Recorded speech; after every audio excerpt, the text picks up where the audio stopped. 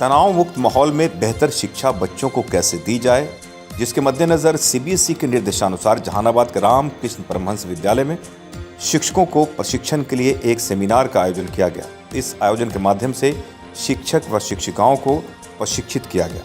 इस मौके पर आई फातिमा एजाजी व सुचित्रा जी द्वारा बताया गया कि हम बच्चों के बीच कैसे बेहतर माहौल बना सकते हैं ताकि बच्चे टेंशन मुक्त होकर बेहतर से बेहतर सीख सकें, और दूसरी बात कि जब हम तनाव मुक्त रहेंगे तभी बच्चों को तनाव मुक्त रख सकते हैं। वहीं इस मौके पर विद्यालय के डायरेक्टर प्रोफेसर चंद्रभूषण शर्मा उर्फ भोला बाबू ने कहा कि इस तरह के कार्यक्रम सीबीएसई के माध्यम से जो कराया जाता है बहुत ही शानदार है।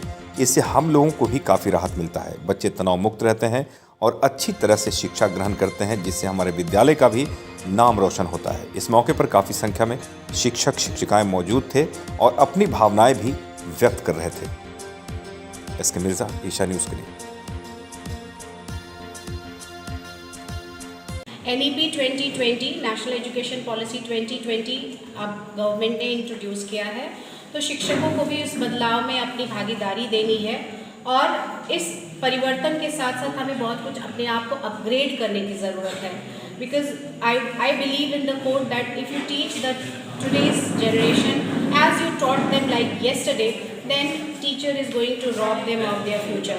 So teacher also has to upgrade their competency level, and also teaching cannot happen with their stagnancy. There always has to be a flow in teaching, and that can only happen through continuous training programs and sessions. बच्चों को जो stress हो जाता है कभी-कभी, उसके बारे में क्या कहेंगे? बच्चों को भी स्ट्रेस के कई कारण हैं जो हमने आज इस सेशन में डिस्कस किया है, इस ट्रेनिंग सेशन में डिस्कस किया है, और हम उसको सीख रहे हैं कि किस तरह से बच्चों को हम एक फैसिलिटेटर की तरह आगे बढ़ के उनके तनाव को कम करने की कोशिश करें। क्योंकि एक शिक्षक सिर्फ एक शिक्षक ही नहीं होता है, वो समाज का निर्माता निर्देशक होता है, बनाता है, और बच्चों के कंटिन्यूस प्रोसेस में, ग्रोथ प्रोसेस में शिक्षक की बहुत अहम भूमिका है।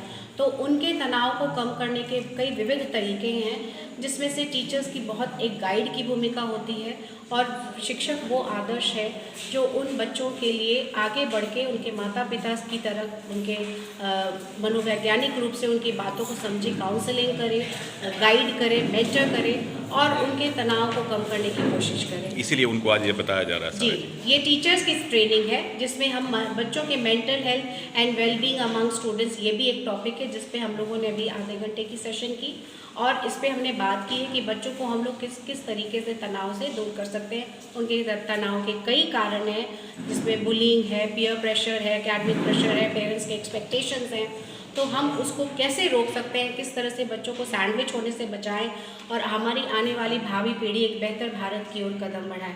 इसलिए ये हमारी कोशिश है। राजधानी आज जहानाबाद में उपस्थित हूँ, रामकृष्ण विश्वविद्यालय में। यहाँ हम स्ट्रेस मैनेजमेंट का सेमिनार करवा रहे हैं टीचर्स के लिए। ये सेशन सीबीएसई द्वारा ऑर्गेनाइज किया जाता है, टीचर्स की ट्रेनिंग है, और ये आज के डेट में बहुत इम्पॉर्टेंट टॉपिक है stress management, and we are talking both about the stress of the students and the teachers. अगर टीचर्स खुद स्ट्रेस में रहेंगे तो वो बच्चों को गाइड नहीं कर पाएंगे, वो अपना स्ट्रेस ट्रांसफ़र करेंगे बच्चों के ऊपर। तो कैसे टीचर्स अपने आप को स्ट्रेस फ्री रखें या कैसे उसको मैनेज करें और बच्चों को कैसे ट्रेनिंग दें, इस पे आज हम चर्चा कर रहे हैं। और हमने टीचर्स से बात किया, बहुत कुछ जाना उनके प्रॉब्लम्स के बारे में। उन्होंने भी आइडियाज़ दिए कि कैसे स्ट्रेस को रिलीज़ किया जा सकता है, मैनेज किया जा सकता है, क्योंकि स्ट्रेस के साथ कोई काम नहीं हो सकता है। बच्चों की पढ़ाई में एक बहुत बड़ी बाधा हो रही है।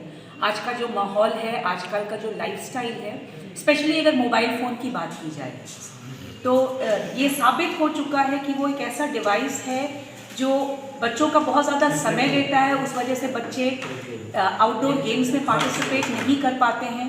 जो आउटडोर गेम्स पहले स्ट्रेस बूस्टर्स होते थे, स्ट्रेस रिलीजर्स होते थे, वो आज नहीं हो पा रहा है। तो ये टीचरों के माध्यम से, टीचर ट्रेनिंग के माध्यम से हम बच्चों तक ये बात पहुंचाना चाहते हैं कि उनके लाइफस्टाइल में क्या चेंजेस होने चाहिए।